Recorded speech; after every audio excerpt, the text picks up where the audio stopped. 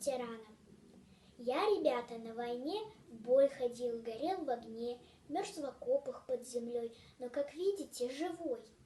Не имел, ребята, права я замерзнуть на снегу, утонуть на переправах, дом родной отдать врагу. Должен был прийти я к маме, хлеб растить, косить траву, в день победы вместе с вами видеть небо синеву. Помнить тех, кто в горький час сам погиб, а землю спас. Я веду сегодня речь вот о чем, ребята.